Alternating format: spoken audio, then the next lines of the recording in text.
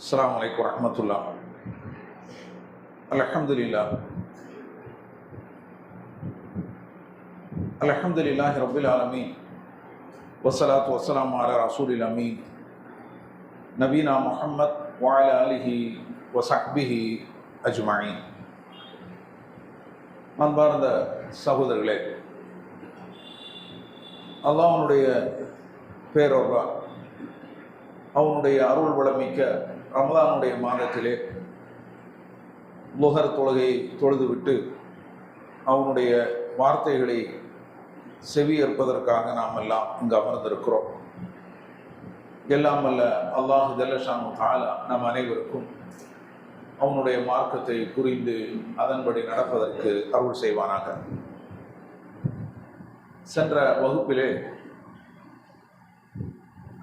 முதலாவதாக ஒரு முஸ்லிம் தம்முடைய உள்ளத்தையும் ஈமானையும் சீர்படுத்திக் கொள்ள வேண்டும் என்பதை பற்றி பல்வேறு விஷயங்களை நாம் எடுத்து சொன்னோம்.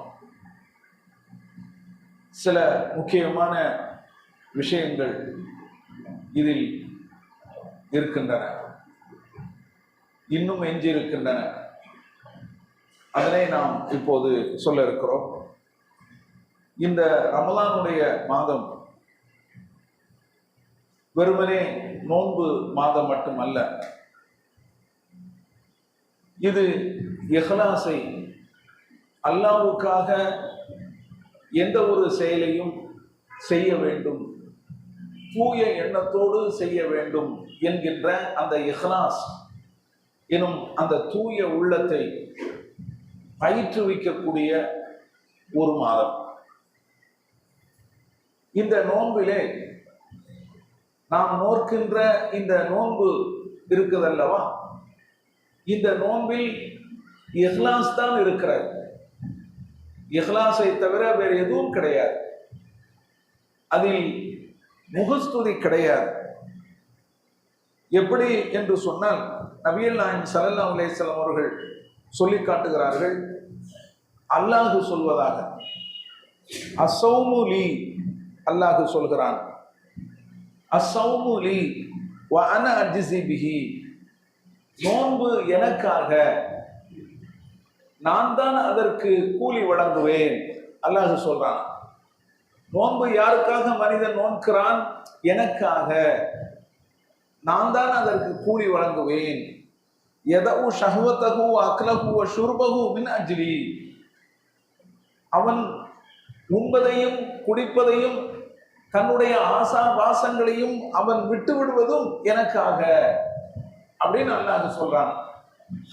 இதில் உள்ள அந்த வாசகங்களை நாம் சிந்தித்து பார்க்க வேண்டும். இதுல ரெண்டு முக்கியமான விஷயம் சொல்லப்படுகிறது. ஒன்று, நோன்பு எனக்காக என்று அல்லாஹ் சொல்கிறான். உதாரணமாக நாம் தொழுகை எடுத்துக்கொள்வோம். நாம் தொழுகின்ற போது பிறர் அதனை பார்ப்பார்கள். இவர் தொழுகிறாரு, இவர் தொழுகிறாரு அப்படின்னு சொல்லி பிறர் அதனை பார்ப்பாங்க. அதுபோல நாம் தான தர்மங்கள் செய்கிறோம், பிறர் அதனை பார்ப்பாங்க. அவர் கொடுக்கிறாரு, அவர் பிறருக்கு உதவி செய்கிறாரு அப்படின்னு பார்ப்பாங்க.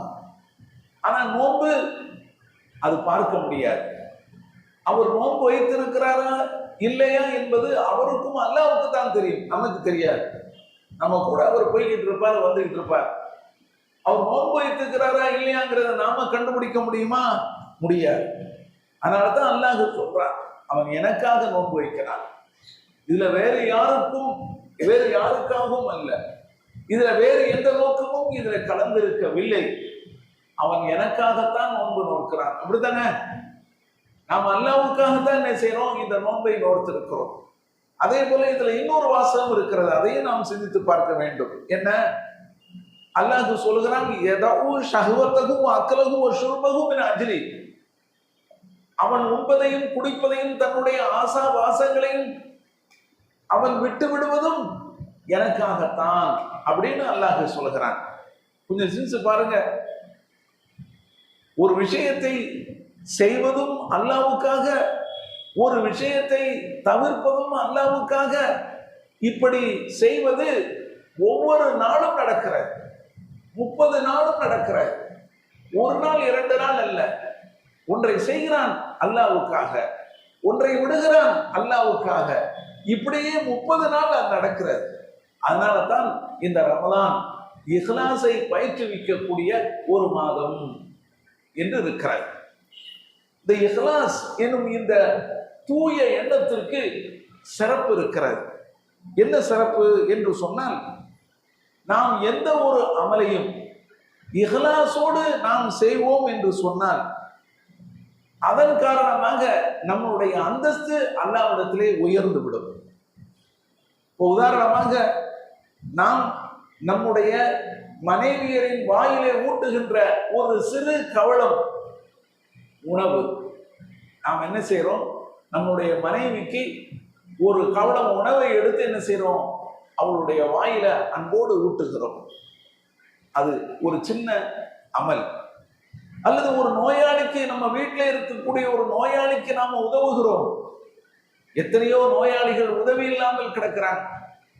எத்தனை வீடுகளை நம்ம பார்க்கிறோம், நோயாளிகள் இருக்கிறார்கள், ஆனா வேலைக்கு ஆள் போட்டு செய்ய வேண்டிய நிலைமை அங்கு இருக்கிறது. சொந்த பந்தங்கள் இருந்தும், அவர்களுக்கு உடமைப்பட்டவர்கள் இருந்தும், அவர்களால் கைவிடப்படக்கூடிய நிலைமை இருக்கிறத நம்ம பார்க்கிறோம். ஒரு நோயாளிக்கு உதவுவதாக இருக்கட்டும், ஏன் இந்த பள்ளிவாசல்ல நோன்பு திறப்பதற்கான ஏற்பாடு இருக்கிறது, அதுக்கு நாம் என்ன செய்யறோம், உதவுறோம். அந்த நோன்பு கஞ்சியினுடைய அந்த கொற்றாவை எடுத்து கொடுக்குறோம், அதற்கான வேலைகளில் ஈடுபடுறோம், அதற்கான தயாரிப்புகளில் ஈடுபடுறோம். இதெல்லாம் இருக்குதா இல்லையா? இப்படி எதுவானாலும் இருக்கட்டும், பாதையில் கிடைக்கக்கூடிய தொல்லை தரும் பொருட்களை நாம் அகற்றுகிறோம், போய்கிட்டே இருக்கிறோம். ஏதோ ஒன்று கிடைக்குது, அது பின்னால் வரக்கூடியவர்களுக்கு இடைஞ்சலாக இருக்கும்னு சொல்லி நாம் என்ன செய்யணும், அதை எத்தி அந்த பாதையினுடைய ஓரத்துக்கு நாம தள்ளி விடுகிறோம். அப்போ நமக்கு பின்னால், நமக்கு அடுத்து வரக்கூடிய மக்கள் அவங்க சுகமாக அதில் நடந்து போகலாம், அவங்களுக்கு அது எந்த இடைஞ்சலையும் தராது. இப்படி நாம் செய்கிறோம். இதெல்லாம் அற்பமான விஷயங்கள். இந்த அற்பமான விஷயங்கள் முதல் பெரிய விஷயங்கள் வரை நாம் செய்கின்ற எந்த ஒரு அமலும் உள தூய்மையோடு செய்வோமேயானால் இது அல்லாஹ்வுக்காக. அதனால் உங்களுக்கு சில சன்மானம் கிடைக்கலாம் இந்த உலகத்துல. நீ இதை செய்ப்பா, உங்களுக்கு நான் இந்த கூலியை தாரேன், இதை நீ இப்படி செய்ப்பா, நான் உங்களுக்கு இந்த கட்டணத்தை கொடுக்குறேன் அப்படின்னு சொல்லி உங்களுக்கு சம்பளமோ ஒரு கூலியோ அல்லது ஒரு சன்மானமோ அல்லது ஒரு ஏதாவது ஒன்று கிடைக்கலாம் இந்த உலகத்துல, போயிட்டு போகுது. ஆனால் உன்னுடைய எண்ணம் தூய்மையாக இருக்குமானால், இதை நான் யாருக்காக செய்கிறேன், இதை செய்தால் என்ன நன்மை, இதனால் மக்களுக்கு என்ன கிடைக்கிறது, இது தொல்லை தராதா அந்த பாதையில் கிடைக்கக்கூடிய இந்த பொருள், இதை அகற்றுவதனால எத்தனையோ பேர் என்ன செய்வாங்க, பாதுகாப்பு பெறுவார்களா இல்லையா அப்படின்னு சொல்லி எந்த ஒன்றையும் நாம் அல்லாஹ்வுக்காக என்று நாம் செய்யும் போது அதன் மூலமாக அல்லாஹ்விடத்திலே நம்மளுடைய அந்தஸ்து உயர்கிறது. நபிகள் நாயகம் ஸல்லல்லாஹு அலைஹி வஸல்லம் அவர்கள் ஸஅத் இப்னு அபீ வக்காஸ் ரலியல்லாஹு அன்ஹு அவர்களை நோய் விசாரிப்பதற்காக, நலம் விசாரிப்பதற்காக மக்காவிலே அவர் இருக்கக்கூடிய இடத்துக்கு செல்கிறார். இது ஹஜ்ஜத்துல் விதாவிலே நடக்குது. நபிகள் நாயகம் ஸல்லல்லாஹு அலைஹி வஸல்லம் அவர்கள் தங்களுடைய தோழர்களோடு இறுதி ஹஜ்ஜுக்கு வந்த சமயத்துல ஸஅத் இப்னு அபீ வக்காஸ் அவர்களும் வந்திருக்கிறாங்க. அவங்களும் நோய்வாய்ப்பட்டு போனாங்க. அவங்க ஒரு இடத்துல தங்கி இருக்கிறாங்க.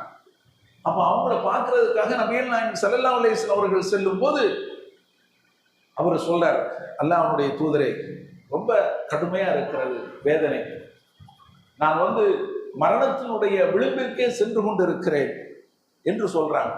அல்லாஹ்வுடைய தூதரே, நீங்க பார்க்கக்கூடிய நிலைமை, என்னுடைய நிலைமை பாருங்க எப்படி இருக்குதுன்னு. நான் சொத்துக்காரனாக இருக்கிறேன், எனக்கு ஒரே ஒரு பெண் குழந்தை தான் வாரிசாக இருக்கிறது. நான் என்னுடைய சொத்தில் 3/2 பகுதியை நான் தர்மமாக செய்து விடட்டுமா அப்படின்னு கேட்கிறாங்க.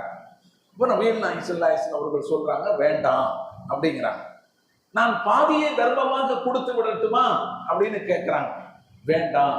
சரி, 3/1 பகுதியை, 3/1 பகுதி பிரச்சனை இல்லை, இருந்தாலும் அதுவும் அதிகம்தான் அப்படின்னு சொல்லிவிட்டு, ஏனென்று சொன்னால் நபிகள் நாயகம் ஸல்லல்லாஹு அலைஹி வஸல்லம் சொல்றாங்க, உன்னுடைய வாரிசை பிறரிடம், மக்களிடம் கையேந்தி பிழைக்கக்கூடிய ஒரு ஏழையாக நீ விட்டு விடுவதை விடவும் தன்னிறைவு பெற்றவராக விட்டு விடுவது சிறந்ததாக இருக்கும். அதனால நீ எல்லாத்தையும் கொடுத்துறாரு, மூன்றில் ஒரு போதி உனக்கு போதுமானது, அது கூட அதிகம்தான் அப்படின்னு சொல்லி நபிகள் நாயகம் ஸல்லல்லாஹு அலைஹி வஸல்லம் சொல்லிவிட்டு ஒன்றை சொல்லுகிறார்கள். அங்கதான் நாம கவனிக்க வேண்டும். வலஸ்த துன்ஃபிகு நஃபகத்தன் தப்தகி பிஹா வஜ்ஹல்லாஹ் இல்லா உஜிர்த பிஹா ஹத்தல் லுக்மத தஜஅலுஹா ஃபீ இம்ராத்திக். நபிகள் நாயகம் ஸல்லல்லாஹு அலைஹி வஸல்லம் சொல்றாங்க, நீ அல்லாஹ்வுடைய திருமுகத்தை நாடி எந்த ஒரு செலவையும் நீ செய்தால் அதற்காக நீ அல்லாஹ்விடத்திலே கூலி கொடுக்கப்படுவாய். எந்த அளவுக்கு என்று சொன்னால், உன்னுடைய மனைவியுடைய வாயில் நீ ஊட்டுகின்ற ஒரு கவளம் உணவு உட்பட அதுக்கும் கூட உனக்கு கூலி கிடைக்கும் என்று நபிகள் நாயகம் ஸல்லல்லாஹு அலைஹி வஸல்லம் சொன்னாங்க. பிறகு அவர் சொல்றார், அல்லாஹ்வுடைய தூதரே, என்னுடைய தோழர்கள் எல்லாம் மக்காவிலிருந்து மதீனாவுக்கு திரும்ப சென்று விடுவார்களே, நான் மட்டும் இங்கே தங்கி விடுவேனோ அப்படின்னு என்ன செய்யறாங்க, ஒரு பயத்தை அவங்க கிளப்புறாங்க. இப்ப நபிகள் நாயகம் ஸல்லல்லாஹு அலைஹி வஸல்லம் அவர்கள் சொல்றாங்க, வேண்டாம், அப்படியே நீ நினைக்கணும். இன்னக லன் துகல்லிஃப ஃபதஅமல அமலன் தப்தகி பிஹி வஜ்ஹல்லாஹ் இல்லா இஸ்தத்த பிஹி தரஜத்தன் வ ரிஃபா. நபிகள் நாயகம் ஸல்லல்லாஹு அலைஹி சொல்றாங்க, நீ அப்படி நினைக்க வேண்டாம். நீ இங்கேயே நீங்கள் தங்கி விட்டாலும் நீங்கள் நல்ல அமல்களை செய்து கொண்டிருங்கள்.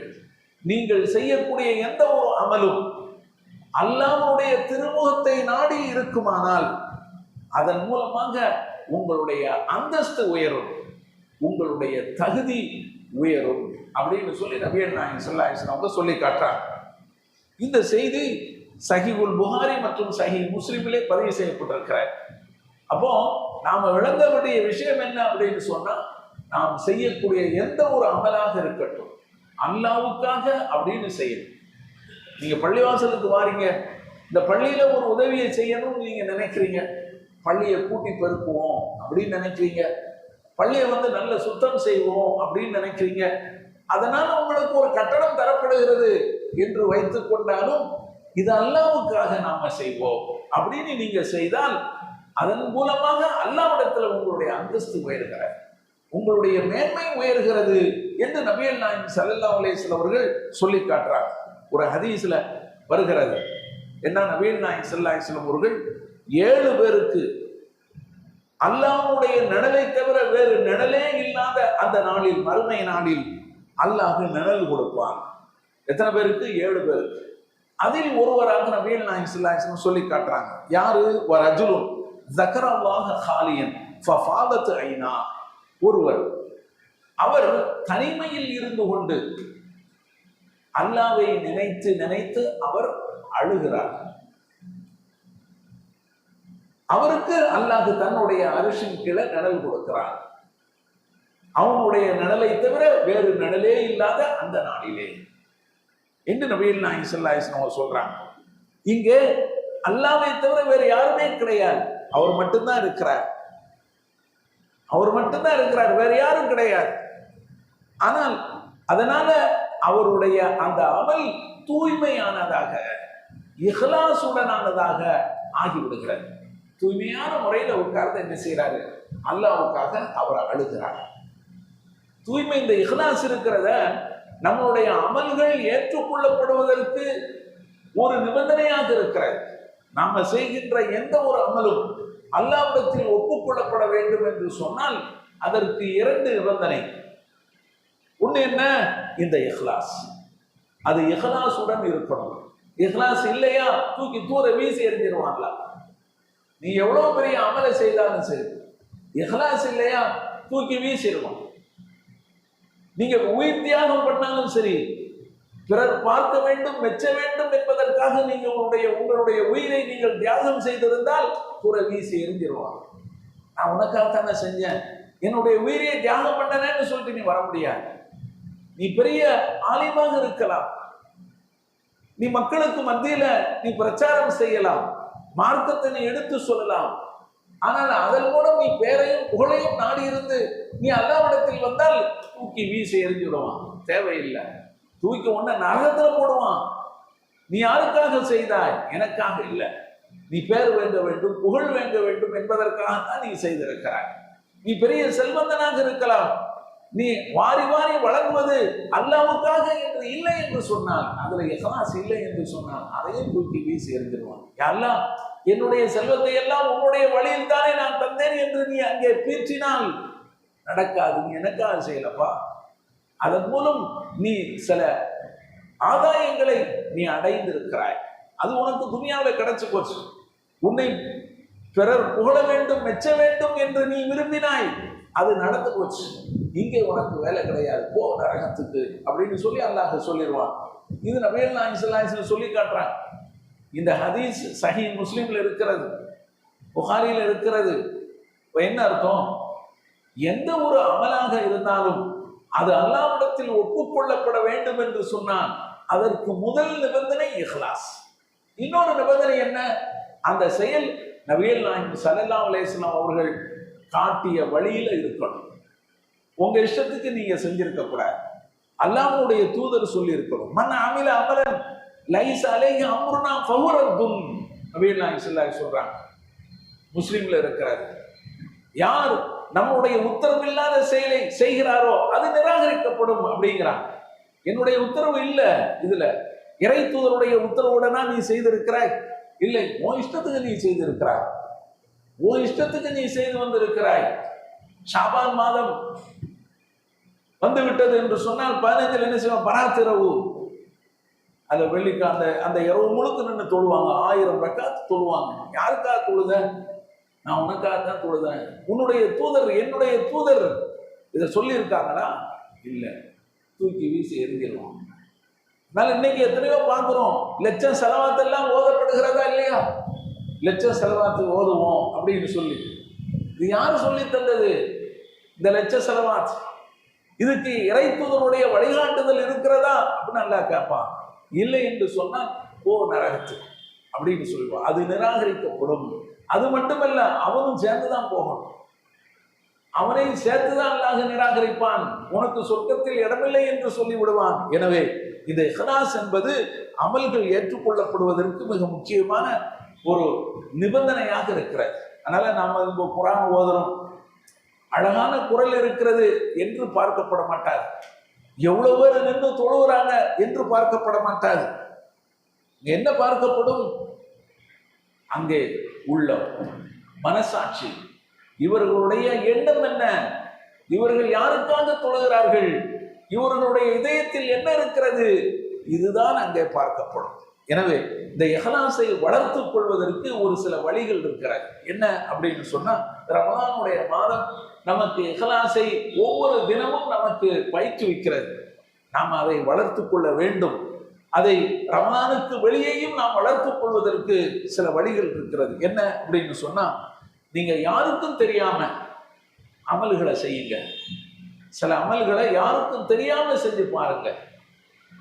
யாருக்கும் தெரியாம ஒரு தான தர்மம் செய்யுங்க, காதும் வச்ச மாதிரி செஞ்சு பாருங்க. இப்படி செய்து பழகுங்க. யாருக்கும் தெரியாமல் ஒரு நன்மையை நீங்கள் செய்வதற்கு நீங்கள் முன் வர வேண்டும். அது உங்களுக்கு என்ன செய்யும்? அந்த இஹ்லாஸ்ல கொண்டு போய் உங்களை நிறுத்தும். அதே போல இந்த இஹ்லாஸ் வேண்டும் என்று நீங்கள் அல்லாஹ்விடத்துல நீங்க பிரார்த்தனை செய்யுங்க. முகஸ்துதி வேண்டாம், இறைவா எனக்கு முகஸ்துதியை தந்து விடாதே, உனக்காக தூய எண்ணத்தோடு செய்யக்கூடிய அந்த நிலையை எனக்கு தா அப்படின்னு நீங்க பிரார்த்தனை செய்யுங்க. இது ஒரு வழி. மூன்றாவதாக, பிறர் பாராட்டுவதை நீங்க பயப்படுங்க. ஒரு செயலை செய்யும் போது பிறர் உங்களை மெச்சுகிறார்களா, அப்போது உங்களுக்கு பயம் வரணும். நீங்க உங்களை நீங்களே சோதித்துக் கொள்ள வேண்டும். நம்ம அந்த நேரத்துல பிறர் நம்மளை பாராட்டும் போது நம்மளுடைய சிந்தனை எங்கே போகிறது? நீங்க சோதிச்சு பாருங்க. உங்களுடைய சிந்தனை எங்க போகுது? அப்படி காலரை தூக்கி விட போகிறதா, அல்லது வேறு விதமாக உங்களுடைய சிந்தனை போகிறதா? நீங்க அதை நினைச்சு உங்களை நீங்களே சோதித்துக் கொள்ள வேண்டும். பிறர் உங்களை மெச்சுவதை பாராட்டுவதை நீங்கள் பயப்பட வேண்டும். இப்படியெல்லாம் நீங்கள் நடந்து கொள்வீர்கள் என்று சொன்னால் நீங்க இஹ்லாஸ் என்பதை நீங்கள் வளர்த்துக் கொள்ளலாம். எனவே நாம் தொழுவோம் அல்லாஹ்வுக்காக, நாம் நோன்பு வைப்போம் அல்லாஹ்வுக்காக, நாம் இன்ன அமல்களை நாம் செய்வோம் அல்லாஹ்வுக்காக, அல்லாஹ்வுக்காகவே செய்து வருவோம். இந்த ரமலான் நமக்கு அதற்கு உதவட்டும். எல்லாம் அல்லாஹ் அதற்கு துணை செய்வானாக.